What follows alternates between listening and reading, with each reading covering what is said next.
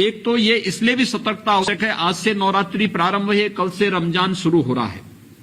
मेरी आप सभी धर्म गुरुओं से अपील होगी कि जैसे पिछली बार आप लोगों ने अपील जारी की थी, कुछ सुझाव हमारे पास आए हैं, हम लोग यहां पे प्रशासनिक टीम के साथ बैठेंगे और इन सब पर विचार भी करेंगे। लेकिन मेरा आप सबसे अपील होगा कि तत्काल पहले हमारी ओर से प्रयास होना चाहिए कि हम लोग सभी जनता से, जनार्दन से, धर्म जो जितने भी आप लोगों के अनुयायी हैं, श्रद्धालु जन हैं, उन सब से अपील होनी चाहिए कि प्रदेश सरकार या भारत सरकार की जो भी गाइडलाइन है उसका पालन हर हाल में हो।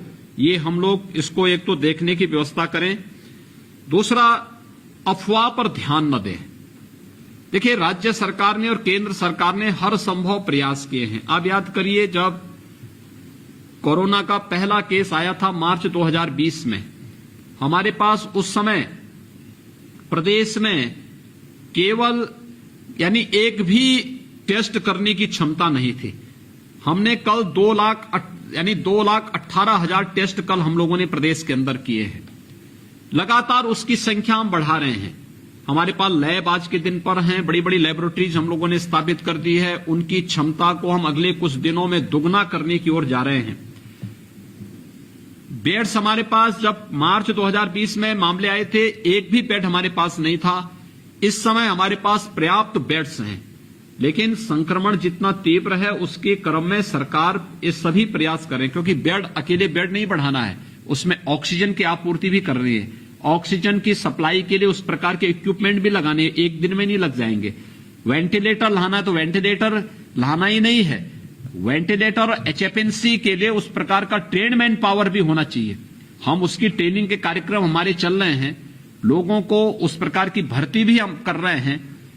कुछ समय लग सकता है। एम्बुलेंसेज ही आप आश्चर्य करेंगे, 4,000 से अधिक एम्बुलेंसेज हम लोगों ने राज्य में इसके लिए लगाई हुई हैं, जो केवल कोविड के पेशेंट को लाने ले जाने में ही योगदान दे रही है। लेकिन हो सकता है कहीं पर कोई समस्या हो सकती हो और उसी को लेकर के मीडिया एक अफवाह फैलाने का प्रयास करे, तो किसी भी अफवाह में आए बगैर हम लोगों को राज्य की व्यवस्था के साथ जुड़ करके इन पूरे में अपना योगदान दे। अगर हम लोग देंगे, आप लोग देंगे, तो मैं फिर कह सकता हूं कि जैसा बेहतर प्रबंधन आदरणीय राज्यपाल महोदय के मार्गदर्शन में हम लोगों ने प्रदेश के अंदर पिछली बार प्रस्तुत किया था, राज्य सरकार उसको फिर से प्रस्तुत करने और उसको आगे बढ़ाने में सफल होगी।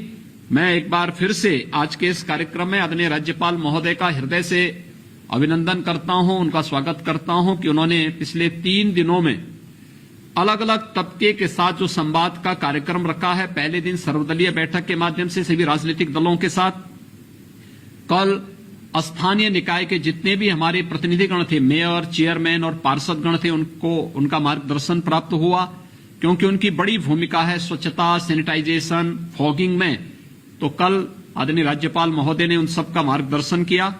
मेरा आप सभी धर्माचार्यों से भी अपील होगा कि स्वच्छता, सैनिटाइजेशन के लिए, फॉगिंग के लिए या कोई चीज हम छूते हैं तो हाथ को पानी से धोने, साबुन से धोने के साथ साथ सैनिटाइज करने, सैनिटाइजर होगा उसका उपयोग करने, जो भी आवश्यक समझते हैं उसके अनुसार हमें सतर्कता अवश्य बरतनी होगी। ये मेरी आप सबसे अपील होगी। और आज आप सभी पूज्य संतों के साथ आदरणीय राज्यपाल महोदय का सानिध्य हमें प्राप्त हो रहा है। मैं उनका एक बार फिर से हृदय से स्वागत करता हूं, अभिनंदन करता हूं। आप सभी पूज्य संतों का, धर्मगुरुओं का, धर्माचार्यों का हृदय से अभिनंदन करता हूं, आभार व्यक्त करता हूं और विश्वास करता हूं कि आप सबका सहयोग पिछले 1 वर्ष से या सरकार को पिछले 4 साल से सरकार चल रही सरकार के हर कार्यों के साथ आप सभी